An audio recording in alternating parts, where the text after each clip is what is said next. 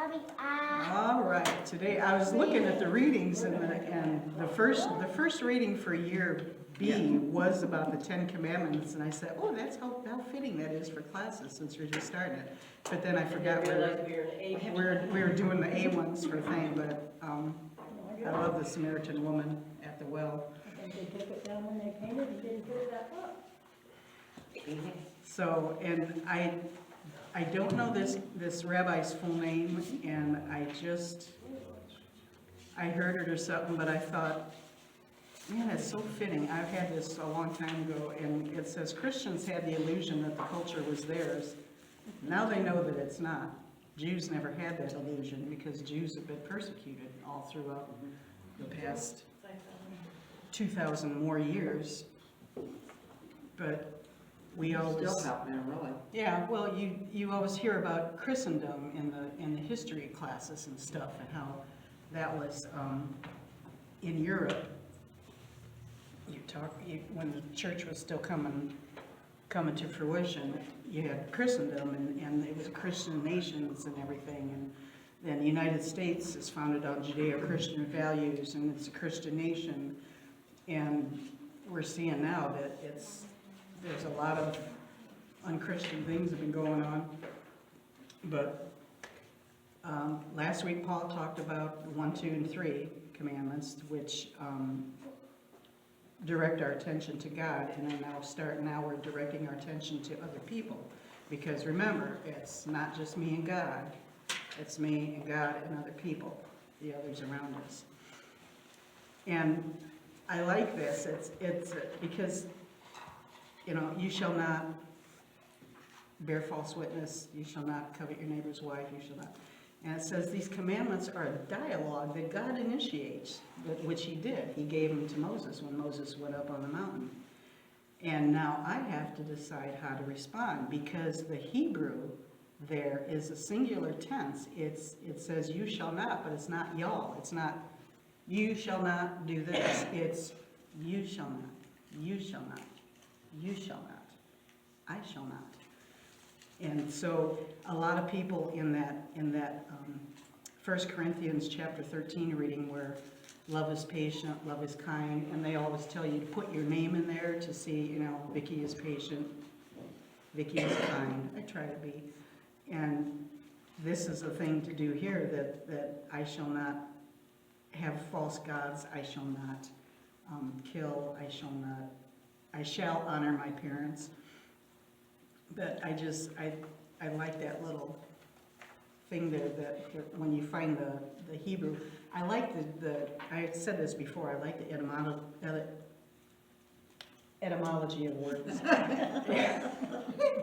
And the history, and where they come from, and the languages and stuff. So the fourth commandment in Exodus 20 and Deuteronomy chapter 5 are just a little bit different, but they're pretty much the same, so I printed them out both there for you.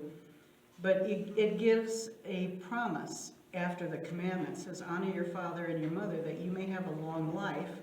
And down in Deuteronomy it says, a long life and prosperity in the land which the Lord your God is giving you. And it's talking about the love of neighbor, and primarily it goes to our parents. It highlights the sacredness of the family, which God created as the primary unit of society, and it's so important to build up the family, because that's the strongest unit. That's where the good people come from, because they're taught right. And it's why there's so many outside forces that are trying to destroy the family. I have a note here, relativism, on page 389, 396, that I wanted to talk about. Oh, it's number 1 under respect to human. It says we need to counter the relativism that imperils human life by recognizing that human freedom needs to be consistent with God's intentions and the laws that govern moral life. And I talked about that before, that the dictatorship of relativism, which is anything goes. I will do what's right for me, and what's, you know, if it's not right for you, too bad. And then there's no truth. There's nothing for people to fall back on. There's nothing for people to have as a basis for everything else that they do in life. And the family is where the school for the proper moral education, where all the members learn the spiritual values and ethical principles and love and respect, and how it's how we learn how to treat other people too. And like I said, I grew up in a little house, and we had 5 brothers and sisters plus my parents, so there wasn't a lot of room. We were all pretty scrunched. There was 1 bedroom for me and my 2 sisters, and then my brothers had another bedroom, my 2 brothers, and then my parents, we added on to the house, and they built a room in the back. But this troubles me so much when you hear, I hate to hear about, kids being abused and parents that are drug addicted and stuff, and they can't care for their kids.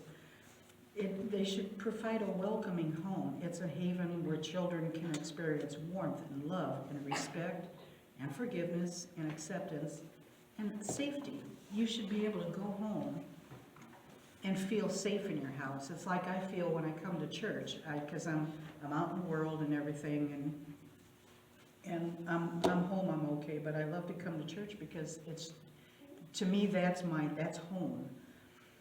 Children owe parents a gratitude for the gift of life and respect and obedience as long as they live in their parents' house. As long as you live under my roof. And brothers and sisters, this is why I was laughing when I was talking about growing up, brothers and sisters should contribute to family unity by treating each other respectfully and lovingly. And we fought in our family. I think it's more normal than not to fight with your brothers and sisters. But then again, if somebody from outside the family would, then we're against that other person. So it's like we have the right because they're my brother and sister. So I have the right to pick on them and argue with them, but nobody else can. That's pretty much it, yeah. Yeah. So there's no, when you get mad, there's no, I didn't ask to be born. No, you didn't. God put you here for a reason. Because your parents didn't ask particularly for you, they got you. So you got to make the best of it. And the prodigal son, talking about brothers and sisters getting along. The prodigal son was the kid who wanted half his father's inheritance and went off to live a dissolute life and spent all the money and blew it, and then they had a famine. So he's out there feeding the pigs. And the older son stayed behind because he was a good boy. And then the other one comes back, and the father, instead of throwing him out on his ear, he has a party for him. And the older son comes back, and he asks the servant what's going on. And he tells him, your brother's back. And the older brother is mad. See, we usually skip over that part because the prodigal son, it's the boy went out and he came back and he was forgiven and everything. But you got the older son there. I've always been with you, and you've never even given me a kid so me and my friends could have a feast or something. So he's always there, and you get people like that in religion. I'm always here. I'm doing what you say to do, God. How come you're letting this person, be forgiven and come back in? So we have to watch our attitudes so that we don't become like the prodigal son. And I was probably more like him a long time ago because, I was a good Catholic. I went to church and everything. And we tend to treat those closest to us worse than we treat strangers. And I think that's because we feel comfortable enough, and we figure they'll understand. They'll know our moods. They'll know if we're in a bad mood or something. And I think that's more why that is, because we're so polite to strangers because we worry about what they think of us and stuff. And parents should respect their adult children as unique persons in their own right. And you hear about like fathers who were sports stars when they were younger, and then they have a son, and they're trying to push their son into the same way that the father wants to, so he can relive his glory days.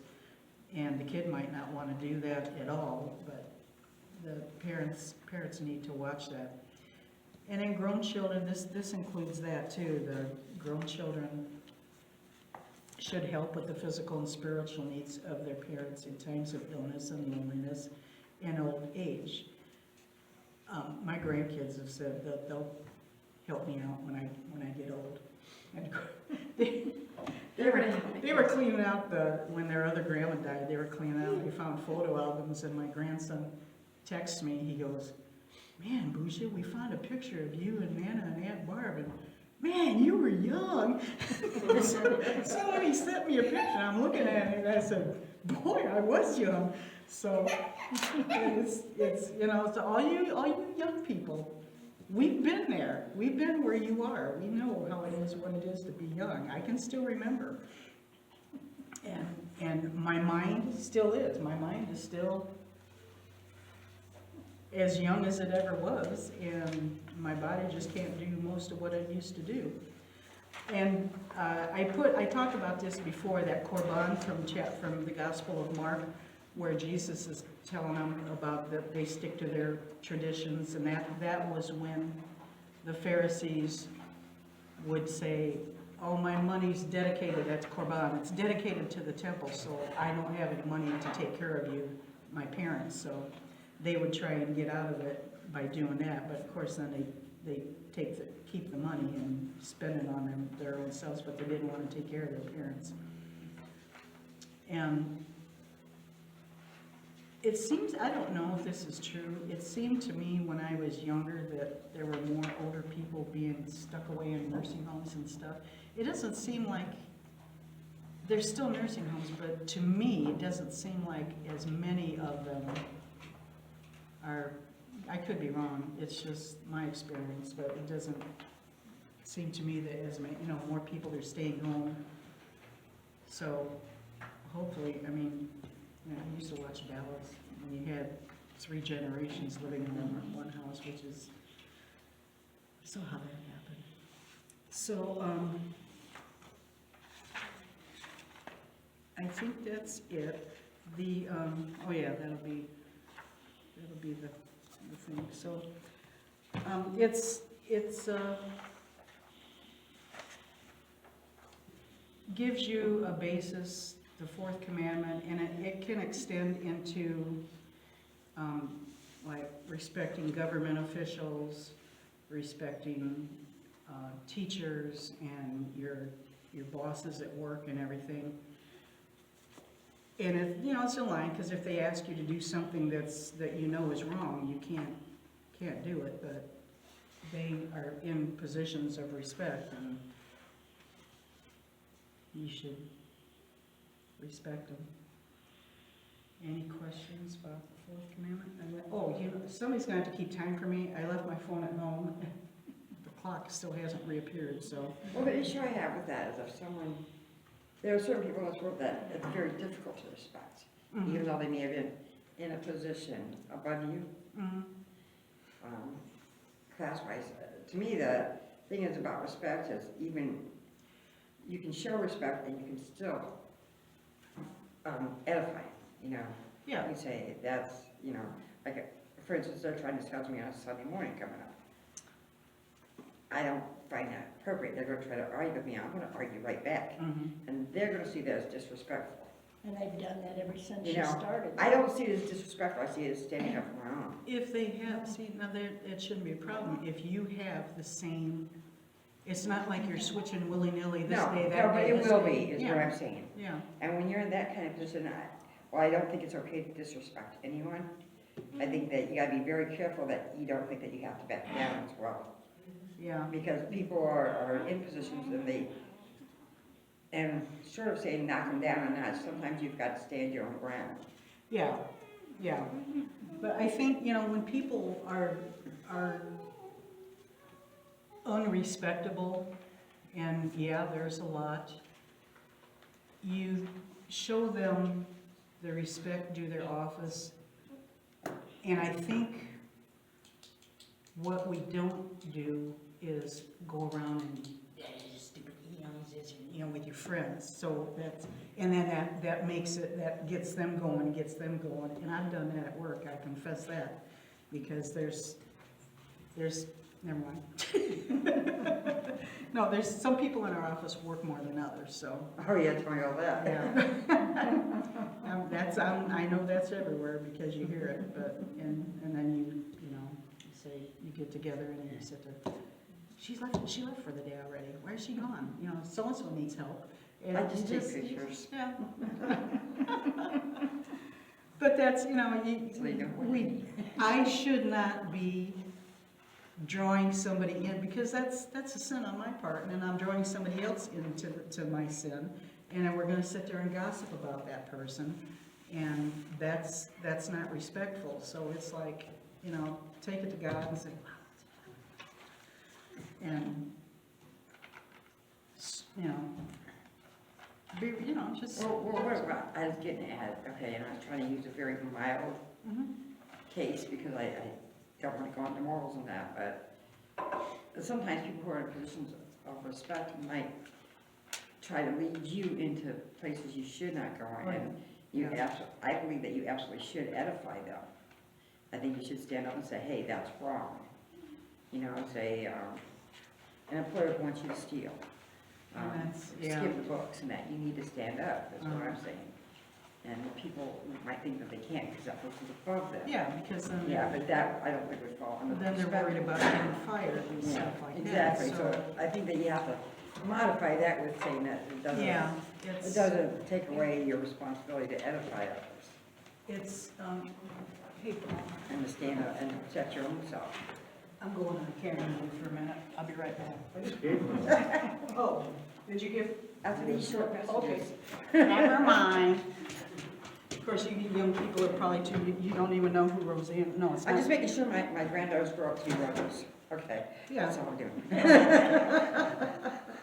Rebels. Change the world, okay, make it better. I want to make them understand that there's some things you do stand up for. Oh, yeah, this is, Quit singing. now, for one last thing for this, because this is the Catechism of the Catholic Church. This is a very handy thing to have. If you already have one, let me know. If not, I think I will get you guys some for your.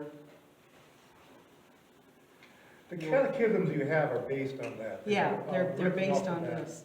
Uh, You get little pieces of it in the book, and, they put it into English, American, since it's United States. But this goes by numbered paragraphs, and 2199, the fourth commandment is addressed expressly to children in their relationships to their father and mother, because this relationship is the most universal. It likewise concerns the ties of kinship between members of the extended family and duties of pupils to teachers, employees to employers, subordinates to leaders, citizens to their country, and those who administer and govern it. So it extends out. It says honor your father and mother, but it goes to respect for other stuff. And then it has this whole, it's pages and pages. That's why these are a little bit shorter, but they're in paragraph form, and they're very interesting. And then they give the scripture citation down at the bottom, so you can go and read the scripture that pertains to it and stuff. But it's just a really good thing to have. And I might have to get myself, oh no, it's not breaking out. Because they have a big, I got this because I'm always carrying 50,000 books in my bag, so I got the small paperback cover. They have a bigger one that's dark green, I think, and it's hardcover. So,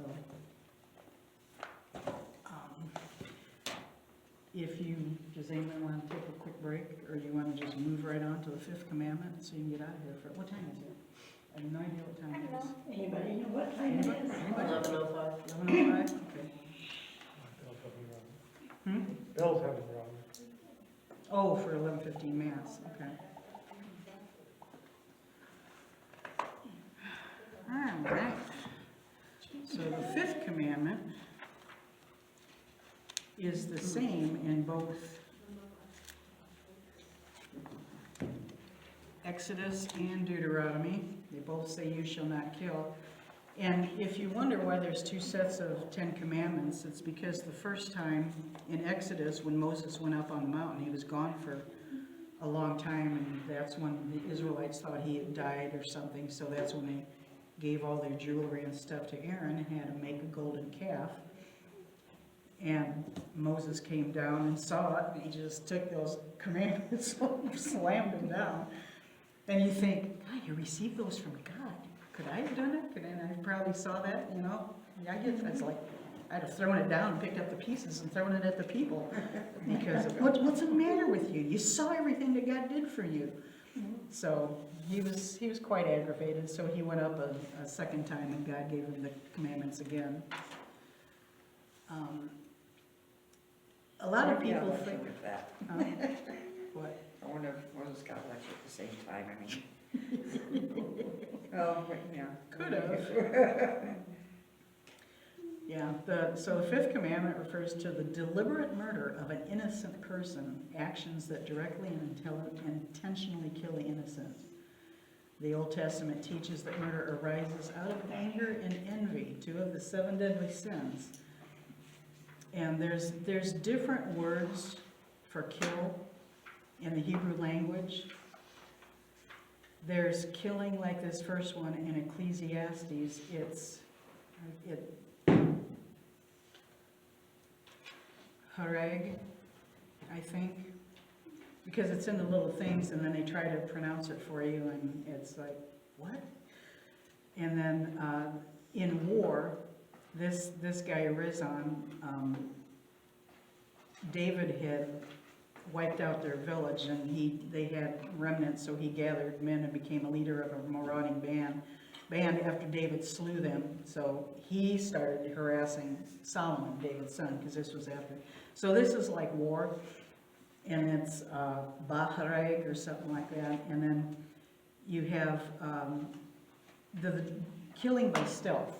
That's what this word is. It's Latseg.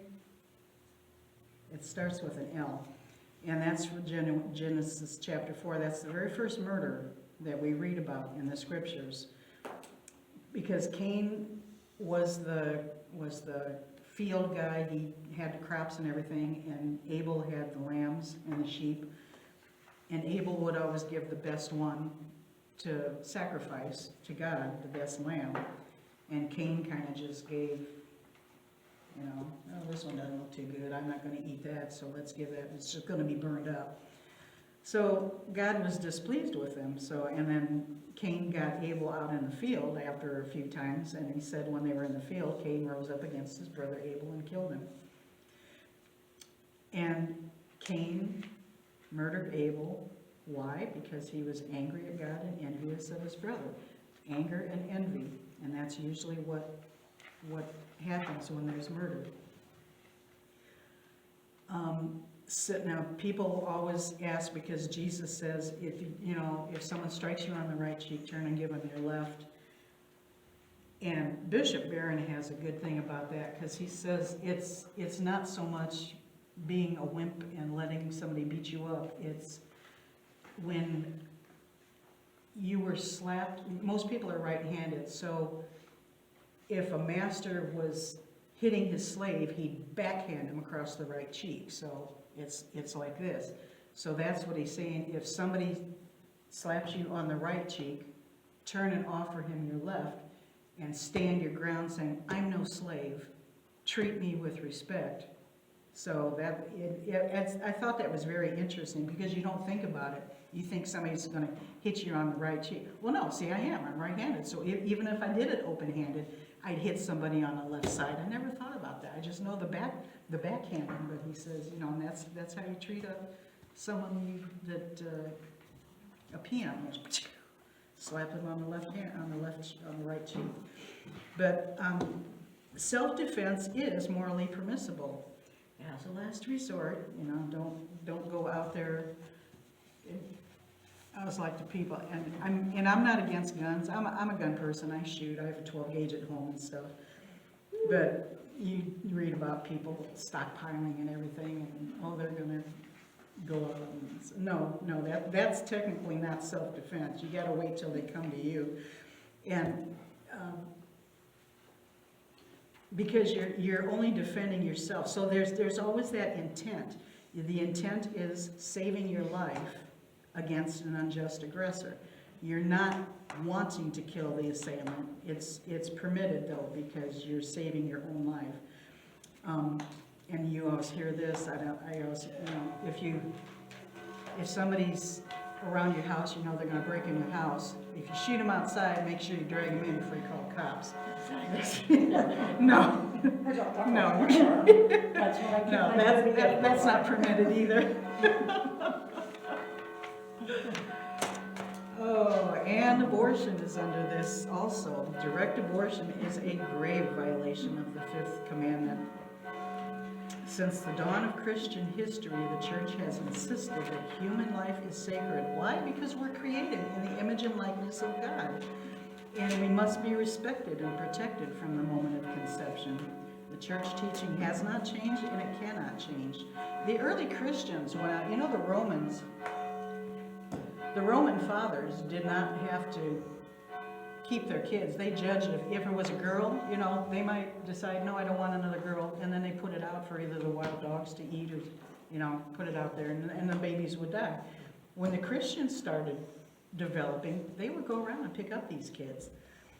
The women had honor. Usually, you know, the women were in the back room, and you were there to have children for the guy and everything. And a lot of people get upset in that Ephesians about wives being subordinate to your husbands, but it doesn't. It says,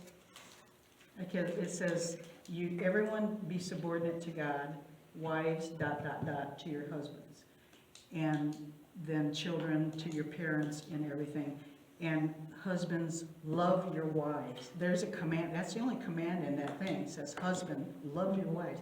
That was, you know, weddings back then marriages were political, or they were monetary or something. So when they started, the Christians were like, wow, women are equal. So,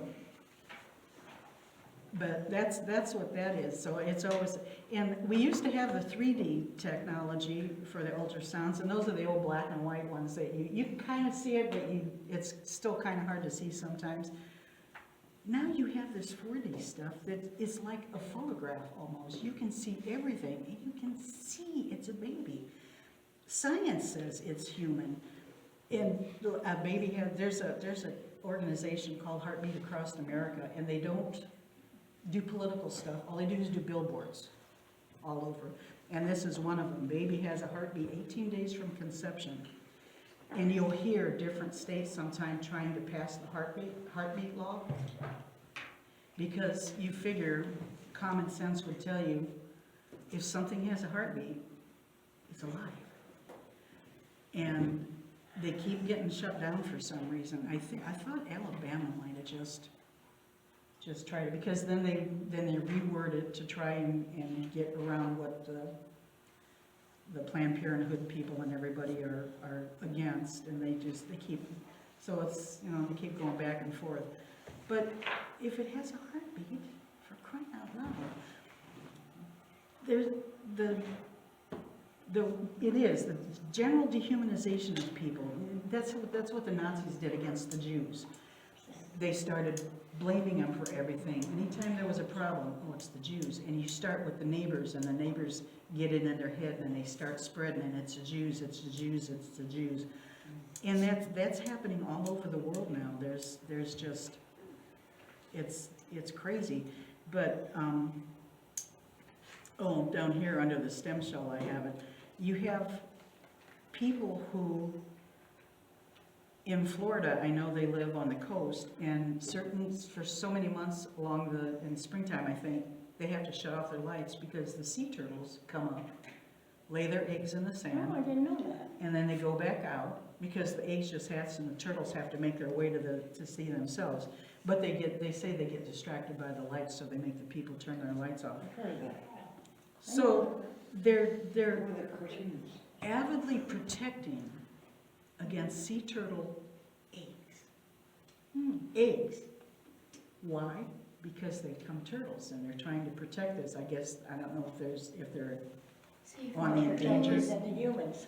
Yeah, well, and that's what I put. I said, a human embryo in a womb becomes, it's human. It becomes human. So that it's so nuts. And there was a California senator who said once that the baby becomes human when the mother takes it home from the hospital. That's ridiculous. It's ridiculous. And there is currently a Princeton professor who says that parents should be able to kill their children up to 1 year, depending on if they decide if they want them or not.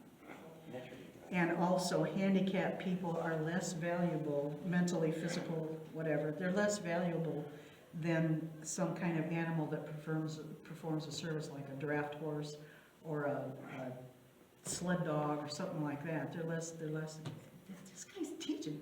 Don't go to college. Or make sure you go to a college that doesn't have anybody goofy like that. And he's able to continue to teach like that. It's just, I'm dumbfounded. He's been there for a long time too. But you should be able to kill your kids up to 1 year, because you might change your mind after you take them home. And I put on here the National Catholic Bioethics Center. I was talking about that the last time, I think, so I gave the website. They have stuff on, on end-of-life issues, funerals, cloning, in vitro fertilization, all this stuff. They've got things you can read. They've got little videos from talks that they've given. They've got all kinds of stuff on there. So that, they have the thing on there about living wills, and they call it,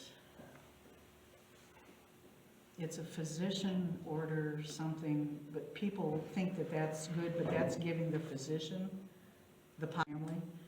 And that's not a good thing, because it seems like insurance companies and hospitals are all about, well, you're probably gonna die, because people get sick, they get better, they get sick, they get better, they get sick, they get better, and people get tired of it. Oh, I gotta take you to the hospital again. Oh, I gotta do this. Just instead of paying for all this expensive medical care, here's a pill. Just kill yourself and be done with it.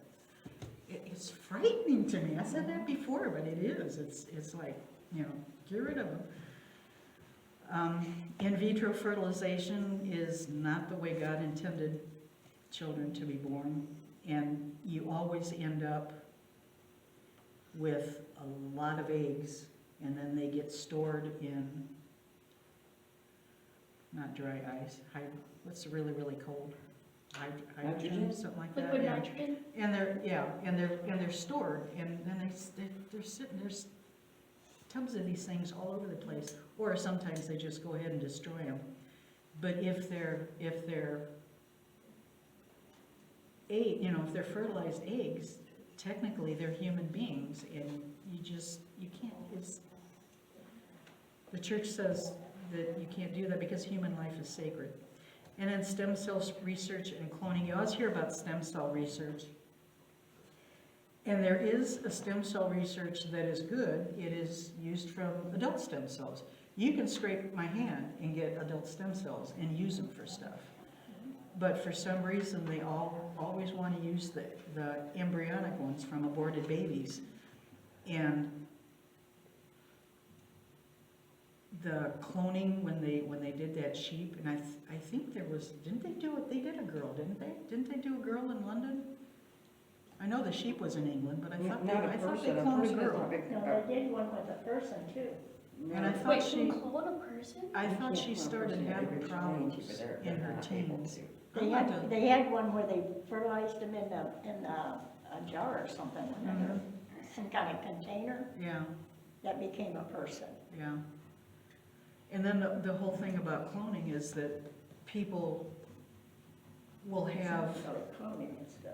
clone themselves and just keep them for body parts. So like when I start getting old and my hip starts going or something, then I can just take, oh, see, that's mine, so I don't have to worry about rejection of the organ or anything like that. And I said that before, it's just a slippery slope that goes downhill.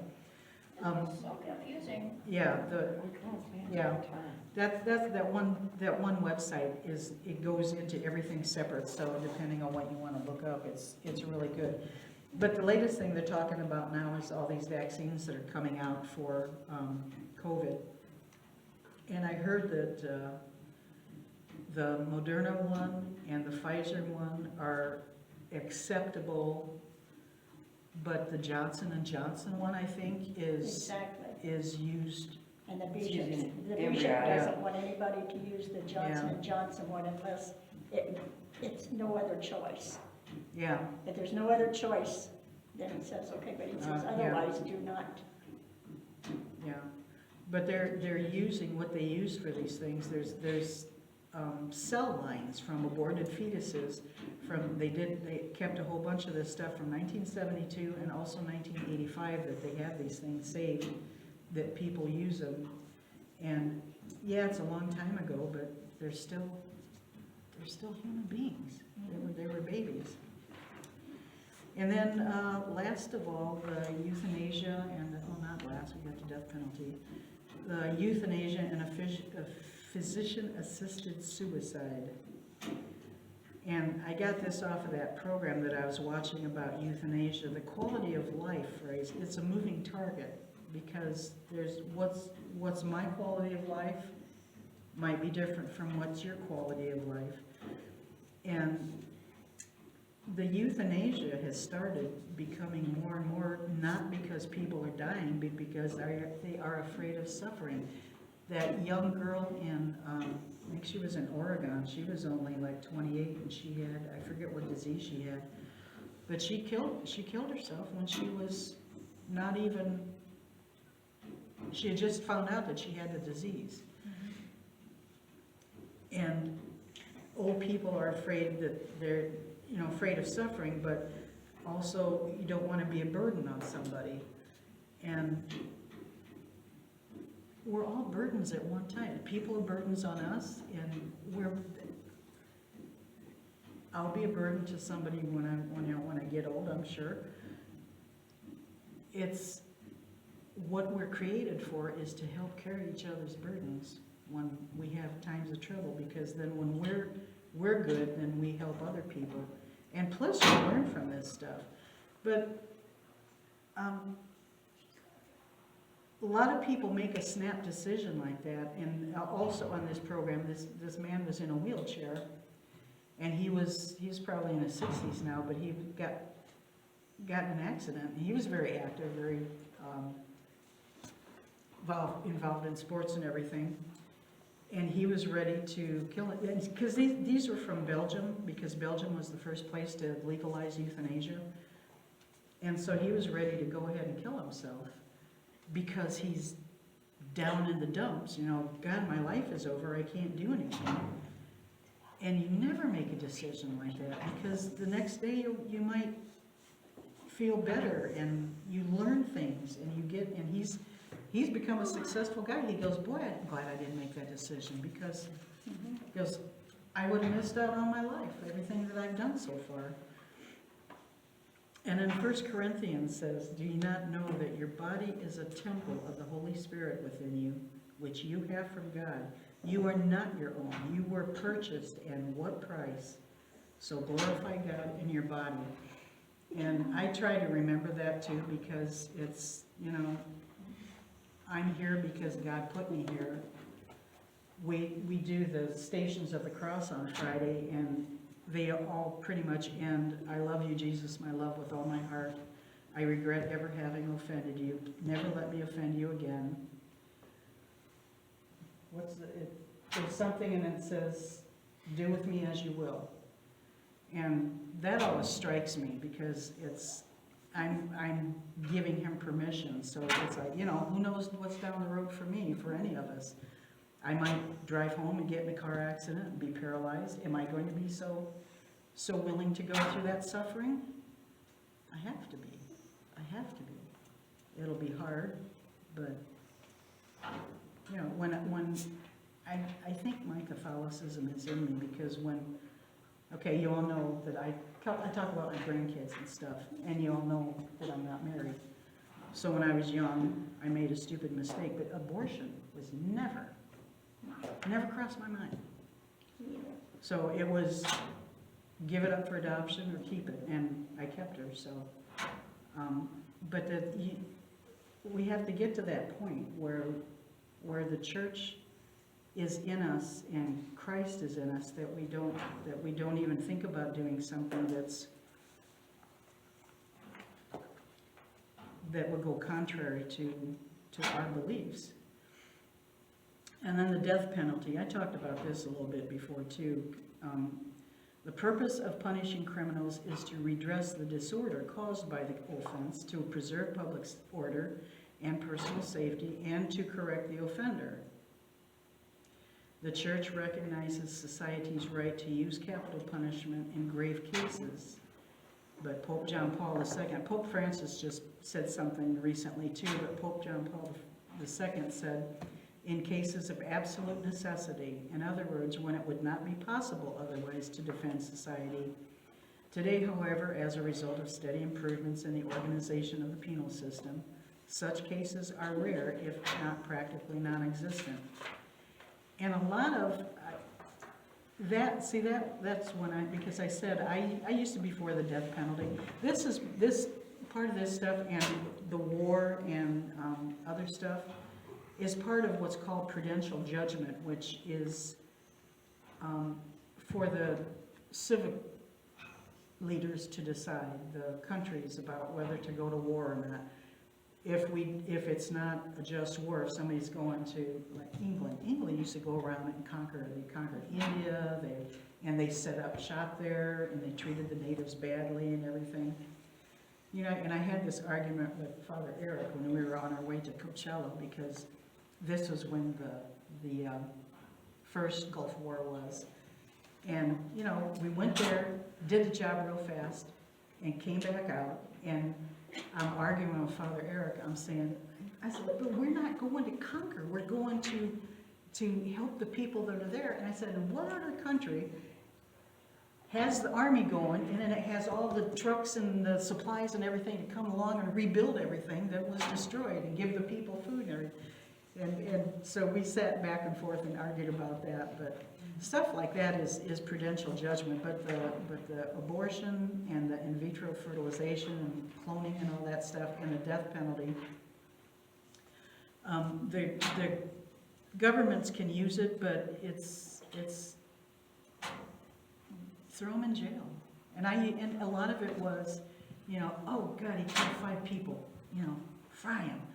And people posted it on Facebook and stuff, and I think it's worse if they stay in jail, because I don't want to pay, my tax dollars are paying to keep him alive, and I think a lot of people think that, because I did. But now I'm slowly adjusting my thinking to the thinking of the church, that it's not really necessary to put people to death. And that was something that I had to work on. But it is permissible in rare cases, but most of the times it's not. And I'll end up with this. For Jesus says in the Gospel of Matthew, he says, you have heard it said, an eye for an eye and a tooth for a tooth. But I say to you, do not resist an evildoer. If someone strikes you on the right cheek, boom. And he's going back to Exodus, where they're giving all the rules for living and stuff. And this starts out, if 2 men are fighting and they hit a pregnant woman by accident, and if she's okay, fine, nothing else needs to be done. But if any harm follows, like if she loses her baby, then you shall give life for life, eye for eye, tooth for tooth, hand for hand, foot for foot, burn for burn, wound for wound, stripe for stripe. And this is not revenge, this is trying to, because, somebody would take one of my sheep, well, I'm gonna go there and take his whole flock. Or I'm gonna go there and shoot him because he took my sheep. It's trying to keep the offense commiserate with the, that's probably not the right word, with the punishment. So if somebody takes a lamb, then he has to give me a lamb back. That's all that's required. And that's what this was, because before that, they were, you get mad at somebody puts a ding in your car, then you're gonna go there and slash all his tires or something, and it does, it devolves very quickly. It gets into, because we're men, we're not thinking clearly.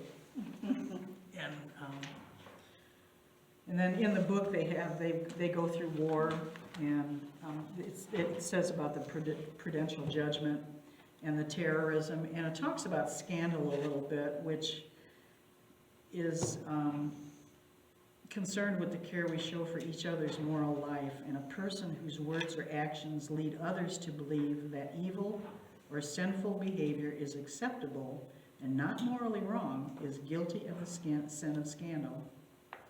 Scandal can be caused by laws or institutions that legitimize sinful actions, and they talk about how slavery was, and then we got rid of it, and it says a modern example is seen in those laws which allow abortion, because that's the thing that people, well, it's legal, it must be okay.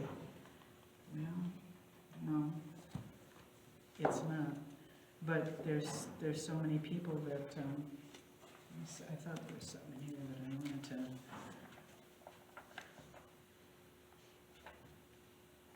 I know there was. Oh, see, in here they talk about organ transplants.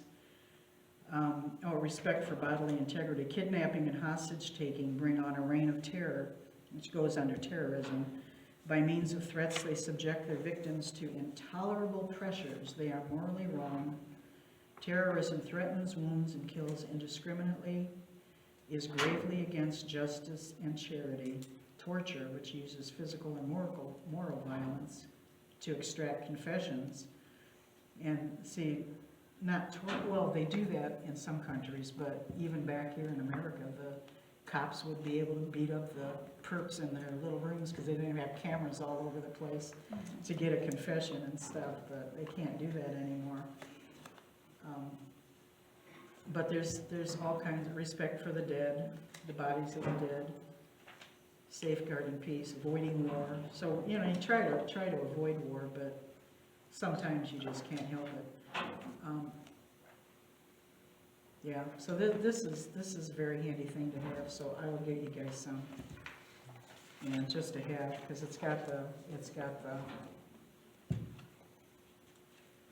different things, it's got the index in the back. That's more or less an encyclopedia. It was directed towards bishops, catechists, redactors of other catechisms like the one you have. And what the catechism you have does, it takes it, puts it in a more readable form. Mm-hmm. That's more or less, reading that would be more or less like reading an encyclopedia. I mean, have a piece here, a piece there. Yeah, there's interesting stuff here. I have this one, because this is my favorite one. It's Christ, holy, innocent, and undefiled, knew nothing of sin, but came only to expiate the sins of the people. The church, however, clasping sinners to her bosom, at once holy and always in need of purification, follows constantly the path of penance and renewal. And I just love that, the church, because I'm in the church. It's holy, and it's always in need of purification because we're human. But It's much longer and more detailed. yeah, but it's it's a handy thing to have, because then you can look up stuff. But I'll try to get different websites for you guys too, and informational stuff, but I included that because it was talking about the abortion and everything. And I know Sonia we were talking about the end of life issues, so that would be on there too. Any anything? We got, what time is it now? What time is it? She says, 11:35? You guys get out early today. Enjoy the warm weather. Let's.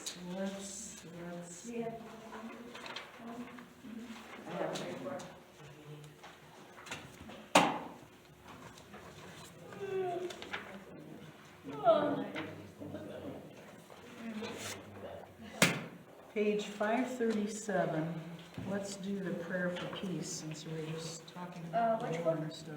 537. that one, you got that right there. Yeah, you might know it when you hear it, because people say it a lot. George, Lord Grant. It's Francis. St. Francis. I said, Yeah, that's what I said, I told her which one it's I supposed have to. Okay, you ready, Heather? Okay. I am in February, so to. Read the page number again? 537. 537. Bottom middle was reading, oh no, right there.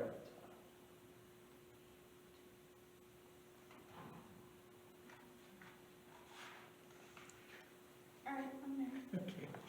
In the name of the Father, and of the Son, and of the Holy Spirit, amen. Lord, make me an instrument of your peace.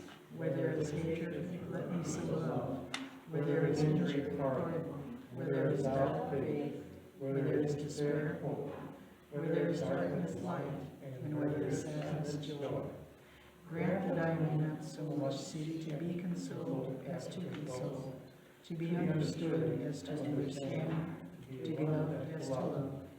For it is in giving that we receive, it is in pardoning that we are pardoned, and it is in dying that we are born to eternal life. Amen. Father, Son, and Holy Spirit.